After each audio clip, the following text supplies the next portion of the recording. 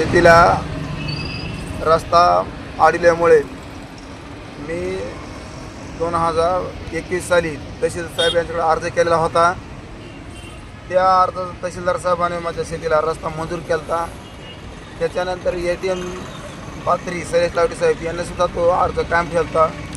ह्या दोन्ही निर्णयावर समोरचा उच्च न्यायालयात गेला, पण उच्च न्यायालयानं ते प्रकरण पुन्हा मानवत तहसीलला वर्ग केलं आणि मानवत तहसीलदार साहेबांनी पुन्हा बी तो निर्णय माझ्या बाजूनच म्हणजे नकाशावर रस्ता खुला राहील असे आदेश केले.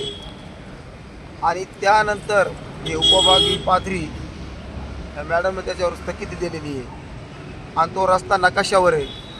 नकाशावर रस्ता हा शासकीय मालकीचा रस्ता असताना आज महाराष्ट्र शासनाची वेळोवेळी जी आर आहे की नकाशावर रस्ते 6 दिवसात खुले करून द्या, म्हणून नकाशावर रस्ता असताना हे आता संगीता मॅडम यांनी 100 दिवस झाले त्याच्यावर स्थगिती देऊन ठेवलेली आहे आणि आणखी कोणताच निर्णय नाही.